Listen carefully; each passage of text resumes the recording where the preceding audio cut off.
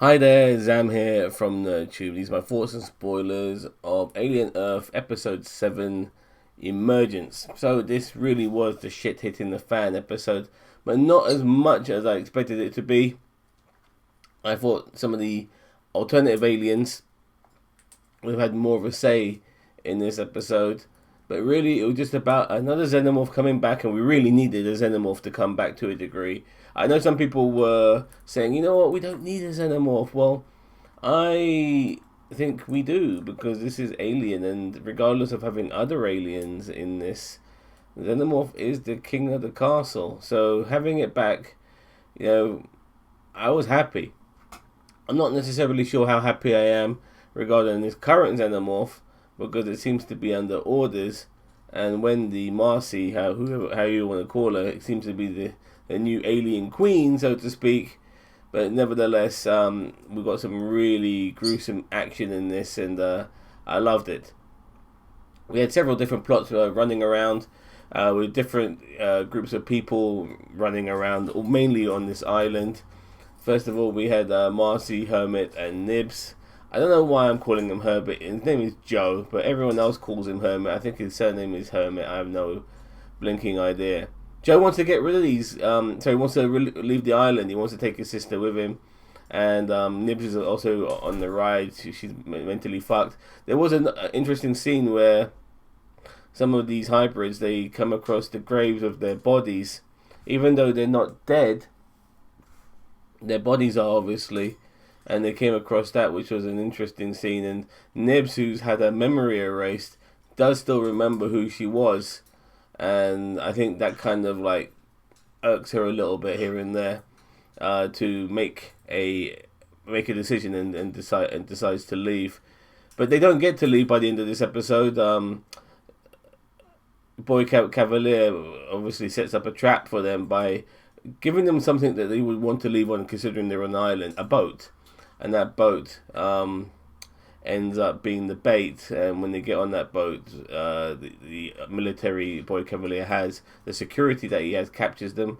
But all the people on that boat, all the military, all the security on that boat ends up dying, because Wendy's able to call on the xenomorph to kill them all. And the fact that the rest of the security team can't shoot at the androids because the hybrids, because they're worth so much money, means that the rest of security just basically watches their friends getting slaughtered on the boat. The rest of security are off the boat, so the rest of security on the boat are getting slaughtered by the xenomorph, and they just have to watch because they can't afford to be shooting at all the merchandise that is on that boat. The xenomorph, the hybrids, they're all worth billions of dollars, and so money means more than, you know, the sanctuary of life.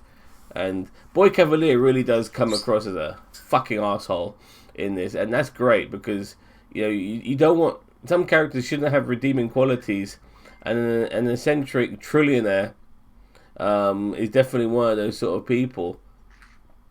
He realizes that the eyeball from in the sheep kind of baited old Tootles into being trapped into the room with the flies, and because of that he realizes, wow, this creature is fucking intelligent. You know, he's always looking for somebody really intelligent to communicate with, and as far as he's concerned, this fucking eyeball that's very sadistic and likes to fucking take over and kill and all of that, that's the sort of level of intelligence that he's looking for to communicate with. So he isolates the sheep, obviously still keeps it contained with the eyeball in it, and tries to communicate with it. And the sheep is able to understand the value of pi, the circle and all of that. So Boy Cavalier is really ecstatic. He gets his colleague Atom Enos, played by Adrian Edmondson, to set up somebody to be contaminated, to be taken over by this symbiote of a species, so he's able to communicate with it. So he wants somebody lower down the food chain, somebody who's expendable, like a cleaner of some sort. The cleaners we saw in the beginning of the season, cleaning those corridors. I guess those people are expendable, so he's going to get one of those to possibly get contaminated or taken over by this eyeball alien, which is currently in the sheep at this moment in time.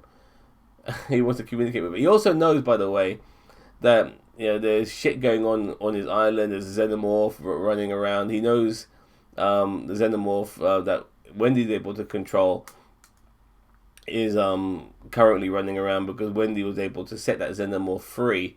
He saw it in a video clip on his security cameras. So he's in danger at this moment in time. There's a fucking xenomorph running around, but he doesn't really care. Some of these people don't care. Like, once again, like, there's a fucking dangerous creature running around, and you would think people, like, the level of security you must have for something like this would be massive, and like everyone would be shitting their pants and so on. But you don't necessarily see that level of urgency at times from everyone, and that was the same level of urgency we got from the episode where, I think in episode 5, where we were on the Weyland-Yutani ship. Like, there's a bloody xenomorph running around, but people are just chilling out, having breakfast in the fucking dining room and all of that sort of stuff. Yeah, weird. But yeah, Boy Cavalier, what an arsehole. Like, no redeeming features. And Kirsch as well, like, he's really, like, fucking with things. He's very intelligent. He's one step ahead at times, and I'm loving Kirsch.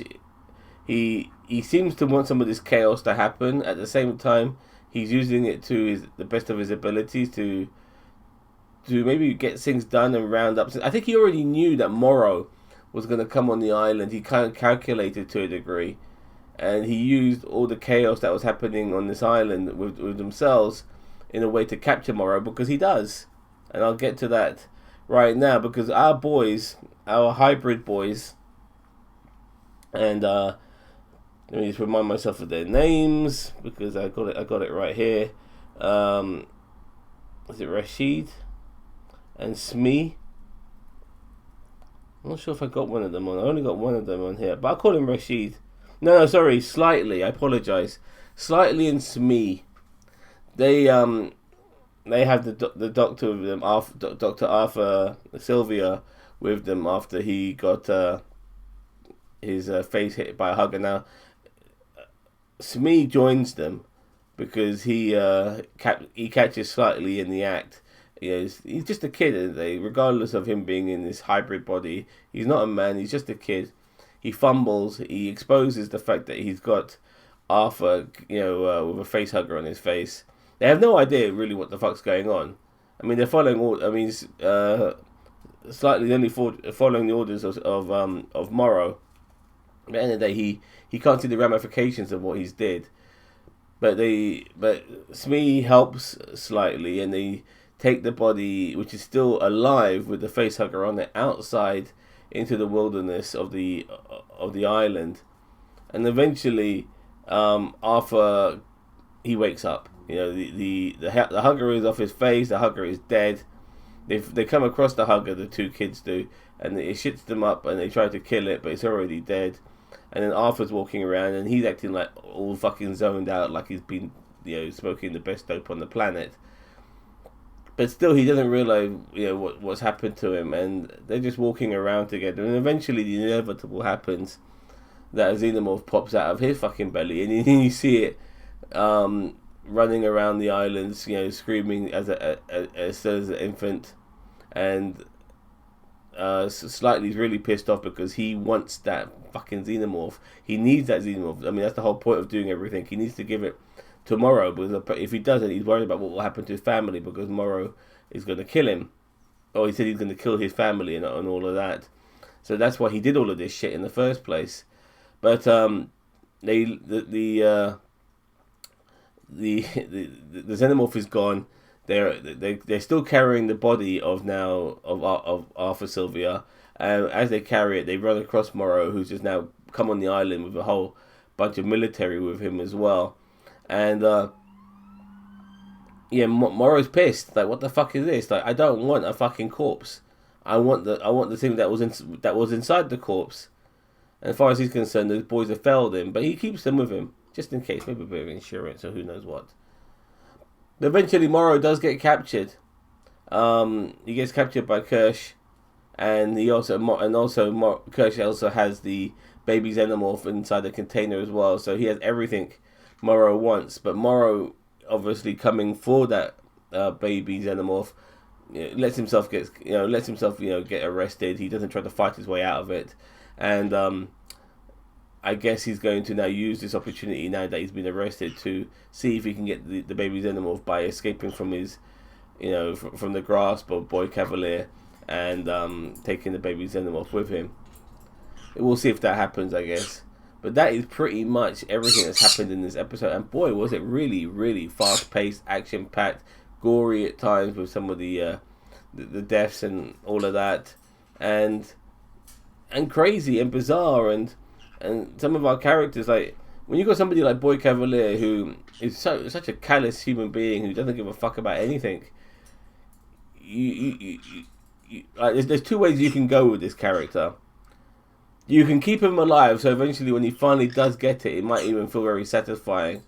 Or you kill him off by the end of this season, because he deserves what he gets. Personally, Boy Cavalier is too much of a great character to kill off this season. He's got to be one of those fucking stereotypical billionaires, or trillionaires in this case, who just keeps getting away with it. And somehow, he escapes repercussions, he escapes justice, because unfortunately people like him, they do. And I hope he doesn't die. He's a great character. We need characters like this to live. If he dies by the end of this season, that's an injustice. We need bad human being characters. The villains shouldn't just be xenomorphs and monsters. They should also be, the people. And Aliens and all the other movies have usually had bad guy human beings, and they always end up facing repercussions. Not this particular time. Not yet, that's for sure. Boy Cavalier, maybe he will get his down the line. And being so young, the fact that a trillionaire that young ends up dying, is like that's his tragedy, because he doesn't get to live out a long, fruitful life, which a lot of fucking uber rich people tend to do.